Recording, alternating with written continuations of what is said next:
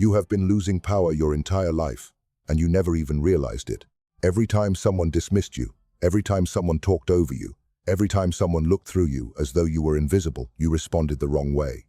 Not with calculated silence, not with controlled stillness.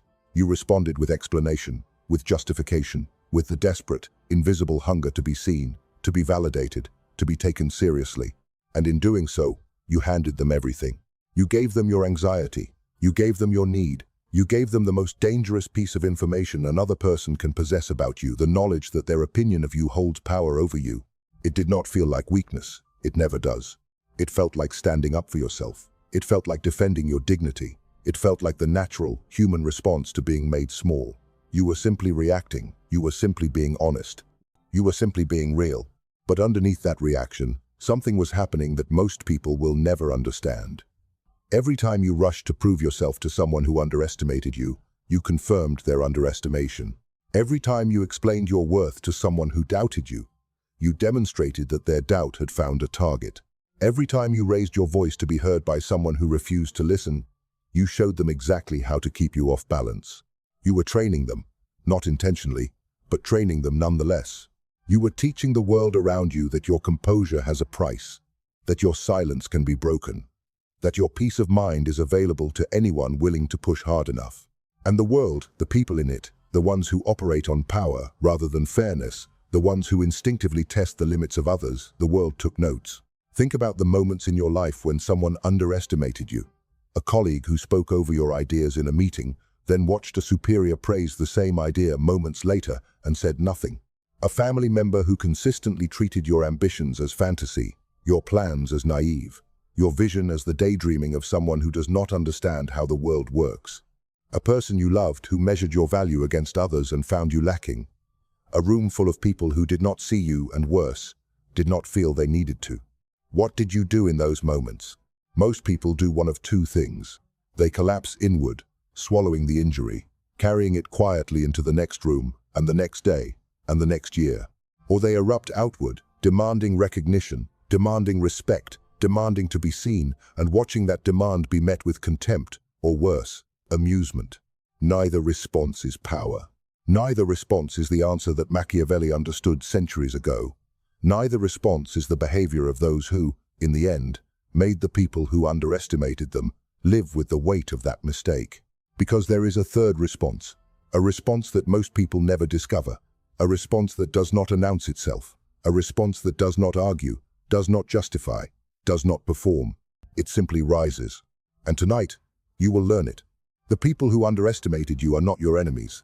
They are your teachers. They have been showing you, every single time, where your composure breaks. They have been revealing the precise mechanisms of your emotional architecture. Every dismissal was a test. Every condescension was a map.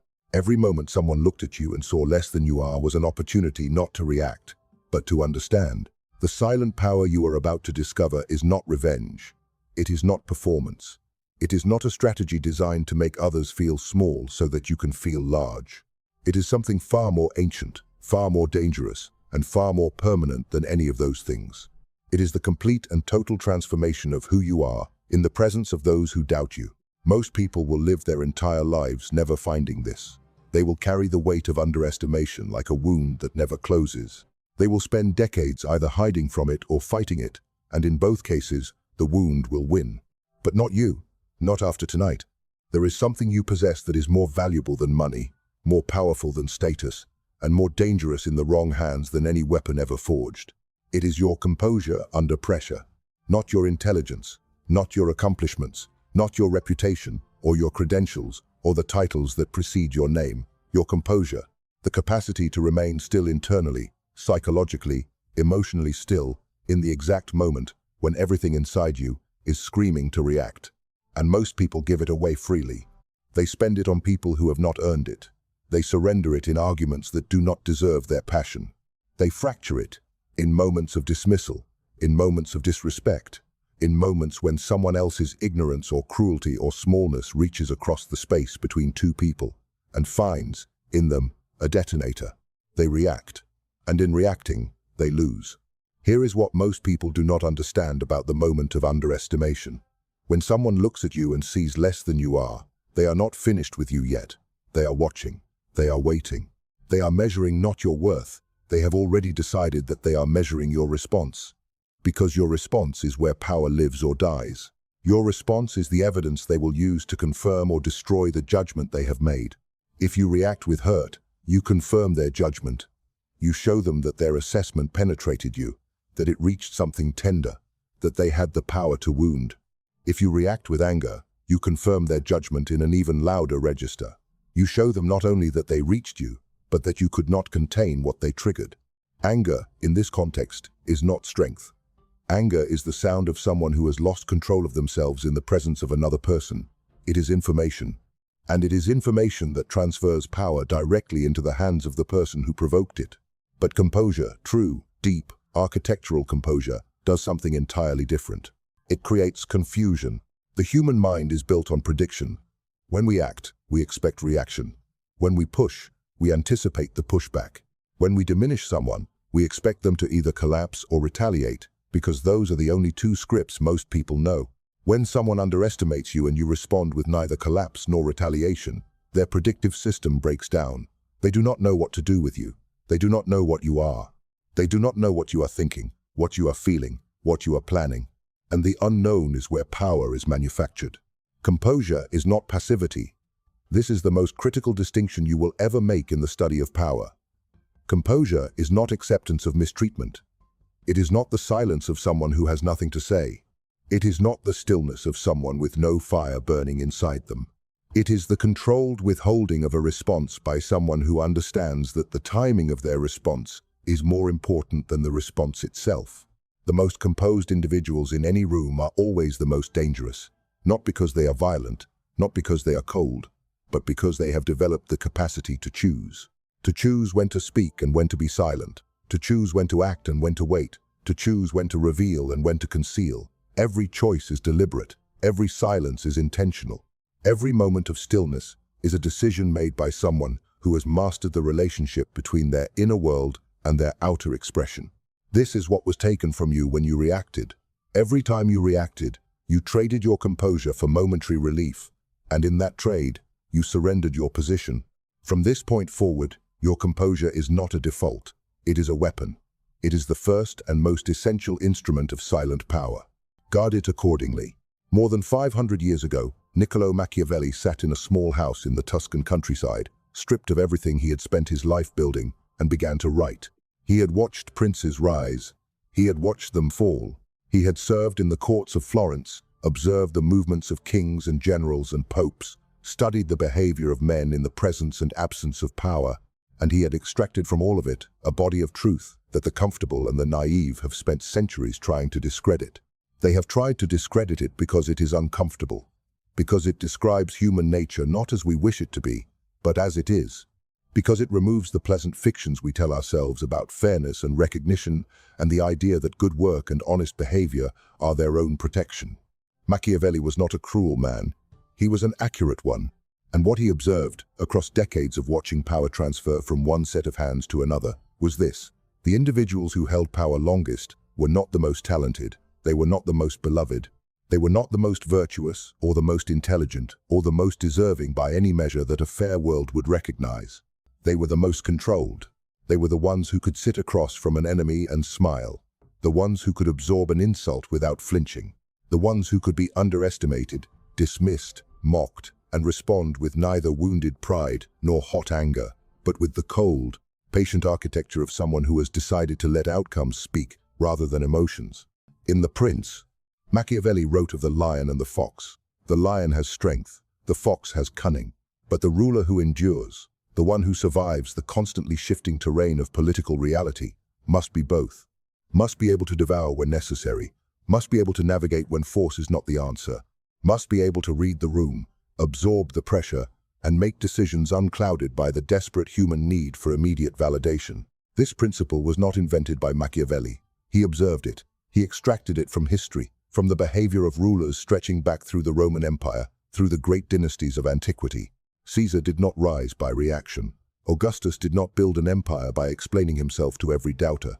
The Medicis did not survive the volatile world of Renaissance Florence by wearing their ambitions on their faces.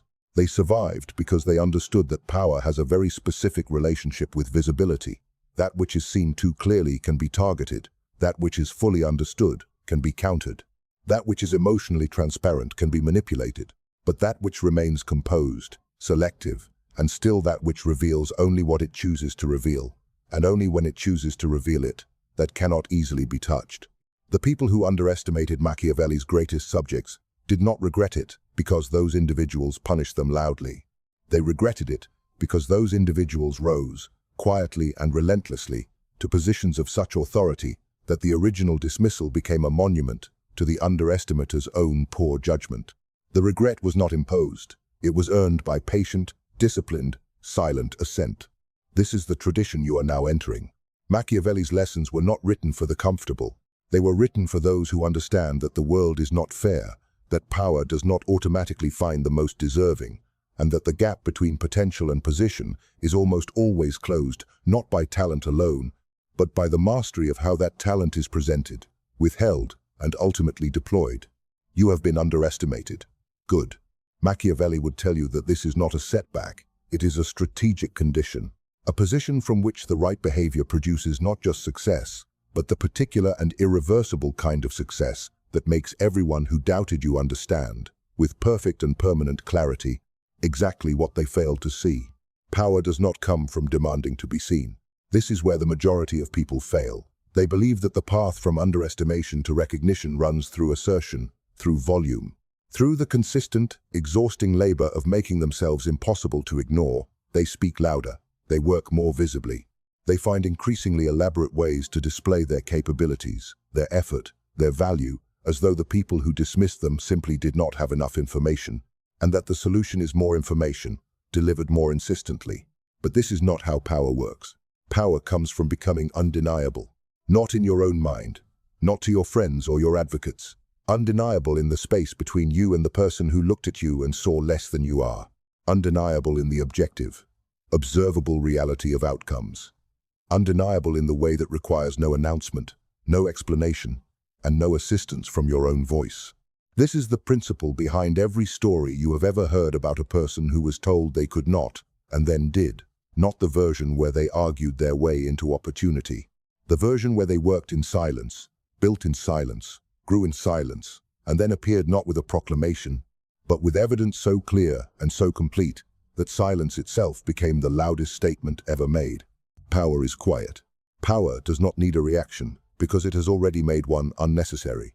The individual who possesses genuine, cultivated, silent power does not need to correct the person who underestimated them because the correction is already embedded in reality.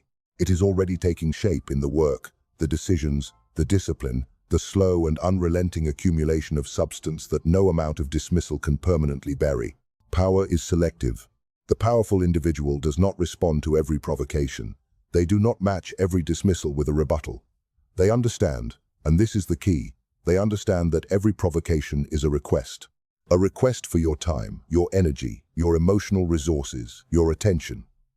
And they have learned to deny that request. Not out of indifference, but out of precision. They reserve their response for the moments when a response will actually build something. Everything else is noise, and noise does not deserve the currency of their engagement. Power is controlled. Control is not suppression. This is a distinction Machiavelli understood with surgical clarity. Suppression is when you feel something and you deny that you feel it. Suppression is exhausting. Suppression leaks. Suppression eventually breaks in the worst possible moment, at the worst possible time, in front of the worst possible audience. Control is something entirely different. Control is when you feel something and you choose what to do with it. Control is the gap between stimulus and response. Control is the moment, that crucial, defining, identity-shaping moment, when someone dismisses you and you feel the surge of wounded pride, and you look at that feeling and you say, not here, not now, not for them, and you redirect it.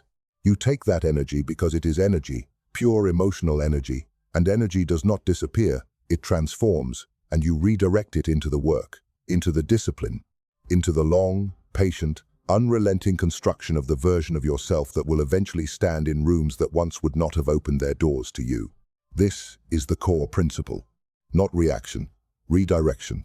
Not silence born of fear or defeat, silence born of strategy, silence that is not empty but full of intention, full of direction, full of the quiet accumulation of everything you are building, while the people who underestimated you are busy watching for a reaction that is never coming.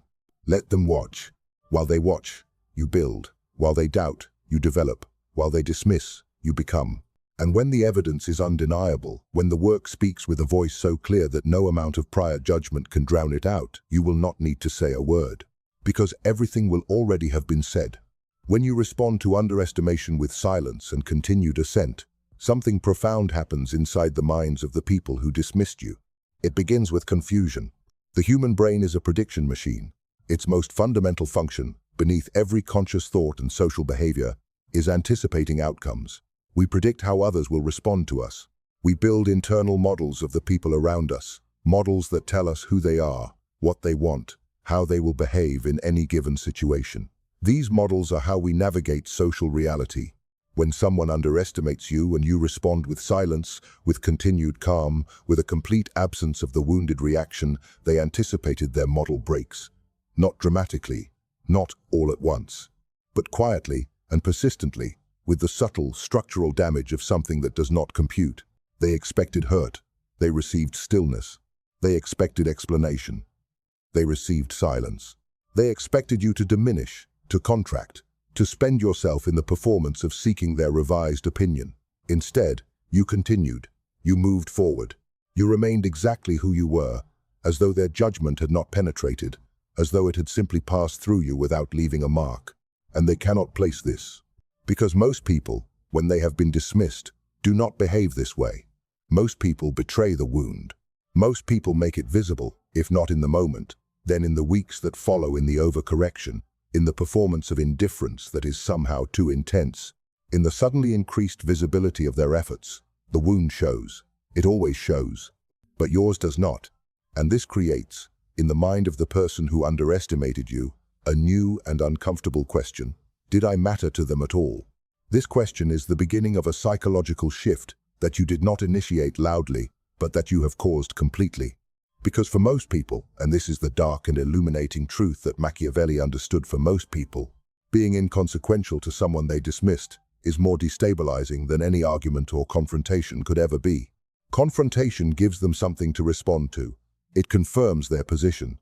It gives them the role of the one who provoked, and the satisfaction of having gotten a reaction.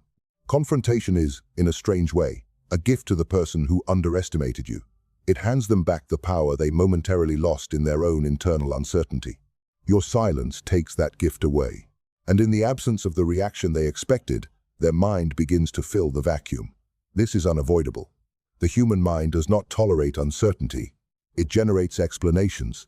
And the explanations it generates about a person who should have reacted and did not are rarely flattering to the one who underestimated. They begin, slowly and involuntarily, to reassess, not because you asked them to, not because you presented them with evidence or argument or the performance of being worth reassessing, but because the architecture of their own psychology demands it. Because you have created, through your composure, an unresolved question in their internal model. And unresolved questions, in minds built for resolution, do not quietly disappear. They obsess. This is the mechanism. This is what silent power does at the psychological level. It does not fight for recognition. It creates the conditions under which recognition becomes inevitable. It does not argue for its value. It demonstrates value through the particular and undeniable quality of its continued forward movement, its sustained composure, its complete and total refusal to let the opinions of others determine the pace or direction of its growth. The person who underestimated you will remember the moment they did, not because you reminded them, because they will be unable to forget it. That memory will do your work for you. This is where transformation moves from philosophy into behavior. You stop explaining yourself to people who are not ready to understand you. This is the first and most immediate application. Every time you have felt the pull to justify your choices, defend your ambitions, or prove your worth to someone who did not ask for the proof in good faith, that pull is the old pattern. The pattern that has been costing you authority without your awareness. From this point forward, you recognize that pull for what it is. Not honesty, not strength. The residual behavior of someone who has not yet fully understood that explanation, in the presence of contempt, is surrender. You stop reacting to every test. And understand clearly, they will test you. The people who have underestimated you will, consciously or unconsciously, continue to probe the edges of your composure. A dismissive comment in a meeting, a condescending tone in a casual conversation, a small, carefully delivered signal that they have not revised their original assessment. These are tests. Every single one of them is a test.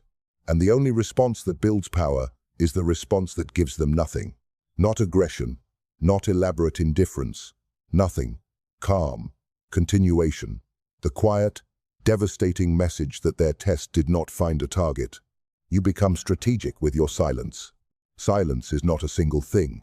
There are many silences. There is the silence of someone who has nothing to say. There is the silence of someone who is afraid to say what they think. And then there is the silence of someone who has decided consciously, deliberately, with the full weight of their composure behind the decision that this particular moment does not warrant the expenditure of their response. That third silence is what you are building. It is the silence that people feel. The silence that creates questions rather than answers them. The silence that arrives in a room and changes the temperature of it without a single word. You become selective with your engagement. Not everyone who dismisses you deserves the version of you that you are building. Not every room deserves your full attention. Not every conversation deserves your deepest thinking. The powerful individual is not generous with themselves by default. They are generous deliberately with the people and situations that have earned it, and economical everywhere else. This is not coldness. It is not arrogance. It is the behavior of someone who has recognized that their attention, their energy, their presence are finite and valuable resources, and who has decided to deploy them with the same care and intentionality that they would deploy any other finite and valuable resource. You build where you can be seen building, not for the performance of building, for the record, for the evidence, for the slow, inexorable accumulation of work that, over time, becomes so substantial and so undeniable that the original dismissal seems not just wrong, but absurd. This is the long game. And the long game is the only game that produces permanent results. There are people who will make this difficult, not because they are uniquely powerful, not because they possess some special authority over your growth, but because their survival, in the psychological economy of the relationships you share with them, depends on keeping you in the position they have assigned to you. The first category is the chronic underestimator. This individual has built a consistent internal narrative about who you are and what you are capable of. This narrative may have been formed years ago, in a moment when you were genuinely less developed, less confident, less capable than you are now. But they have not updated the narrative. They have no interest in updating the narrative, because the narrative serves them. It gives them a sense of relative position. It allows them to inhabit a space of comfortable superiority without doing the work that genuine superiority requires. When you begin to change, when your behavior shifts, when your composure becomes consistent, when the quality of your work and the confidence of your movement begin to exceed the ceiling they have assigned to you, this individual will become uncomfortable. They will increase the dismissal. They will find new registers in which to underestimate you. They will become, paradoxically, more aggressive in their condescension precisely because some part of them senses that the condescension is no longer accurate. Let them increase the pressure. The increase itself is information. It tells you that the shift you are making is being registered, even by those who have no interest in acknowledging it openly. The second category is the energy drainer. This individual does not underestimate you from a position of superiority. They engage with you from a position of perpetual crisis, perpetual need, perpetual demand for your emotional resources. They are not necessarily malicious. They are depleting. Every interaction leaves you less full than when it began. The energy drainer is dangerous not because they attack your ambition directly, but because they diffuse it. They turn your attention inward and downward rather than forward. They keep you occupied with the small and the urgent, and the emotionally consuming, while the large and the important and the transformative wait for a version of you that never quite arrives because your resources are always already spent. Distance from this individual is not cruelty. It is survival. The third category is the false ally. This is perhaps the most dangerous of all, because they arrive wearing the face of support. They celebrate your progress to your face. They encourage your ambitions in your presence. But they carry, beneath the surface of their warmth, a quiet and persistent investment in a version of you that does not exceed them. Their encouragement is real, but it is bounded. It extends precisely to the edge of where your growth would begin to cast a shadow on their own position, and no further. You will recognize the false ally by what they do not say, by the hesitation before the compliment, by the carefully qualified praise. By the way, conversations about your progress somehow always arrive, eventually, at a reminder of your limitations or a gentle emphasis on the obstacles ahead. Recognize them. Do not confront them. Simply understand what they are and calibrate the depth of your sharing accordingly. The fourth category is the internal critic. And this is the most intimate enemy of all, because it does not live in anyone else. It lives in you. It is the voice that arrives at 3 in the morning and asks whether any of this is real, whether the composure is genuine or performance, whether the work is actually building toward anything, or whether the people who underestimated you were simply accurate. This voice will not be silenced, but it can be disciplined. And the discipline of that internal voice is the foundation of every other discipline that silent power requires. Your emotions will resist this transformation. They were built for a different environment. Your nervous system, your emotional architecture, the deep biological machinery of your responses, all of it was constructed in a world where reaction was survival, where the immediate, instinctive response to threat or dismissal had practical value. But the environment you are now operating in does not reward instinctive response. It rewards the one who can take the instinctive response, look at it directly, and choose. This is the practice, not the suppression of what you feel, the development of the gap. Every time someone underestimates you, there will be a sensation, a heat, a contraction somewhere in the chest, or a cold clarity at the edges of perception, or a sudden urgent pressure in the throat. This sensation is information. It tells you that something significant has happened. It is not your enemy. What you do with it, that is where the practice lies. The undisciplined individual closes the gap entirely. Sensation arrives and response follows, with nothing in between. No choice, no moment of decision. Just the automatic transfer of inner state to outer expression. The developing individual begins to notice the gap. They feel the sensation, and they feel the pull of the response. And sometimes, not always, but sometimes they manage to pause before the response arrives. This pause is the beginning of mastery. It is small, it is inconsistent, but it exists, and its existence means that choice is becoming possible. The disciplined individual has expanded the gap to the point where it is reliable. They feel the sensation. They observe it with a kind of internal stillness. They recognize it for what it is: energy, information, the raw material of response, and they decide what to do with it before doing anything at all. This does not happen automatically. It is built.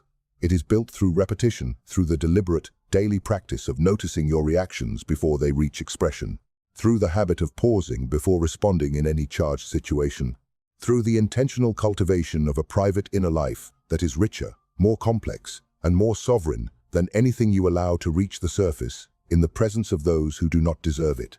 Machiavelli understood this. The great rulers he studied were not without passion. They were without visible passion, when visibility served the interests of their opponents. Inside, they felt everything.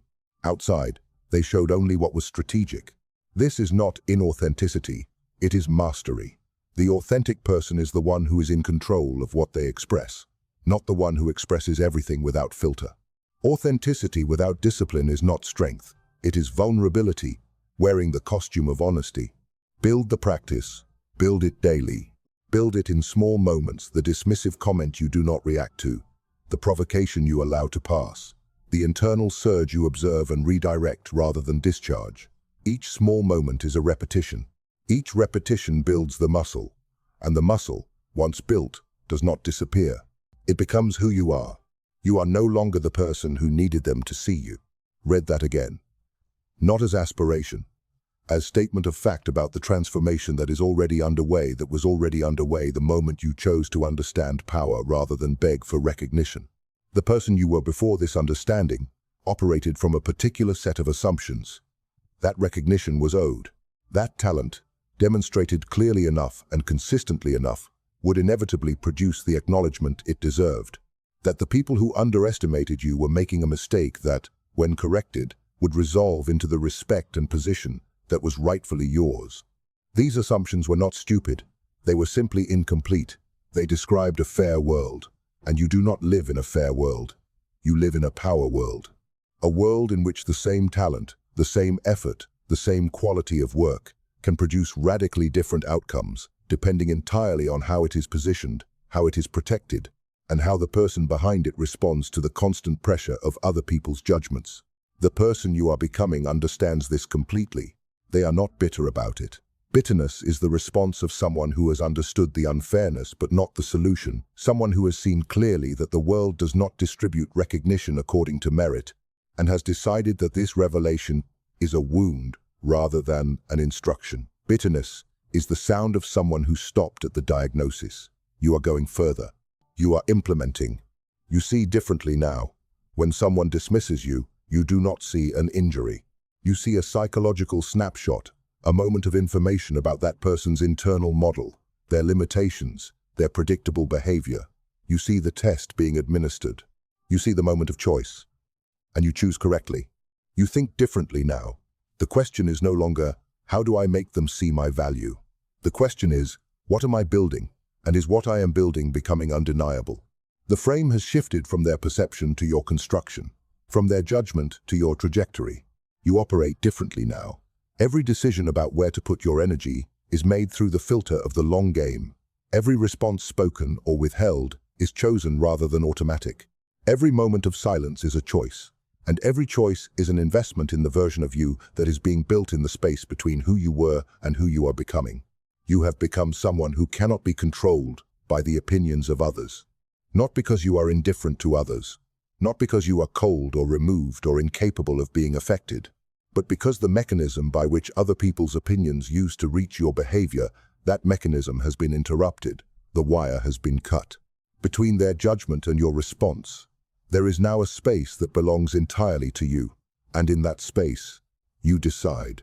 You decide what matters. You decide what warrants your energy. You decide what deserves your response. And you decide, above all else, to become the undeniable proof that the people who underestimated you were not seeing clearly. Not through argument, not through confrontation, through the irreversible, patient, disciplined construction of a life and a body of work so substantial that the original dismissal becomes, in retrospect, a monument to everything the person who made it failed to understand.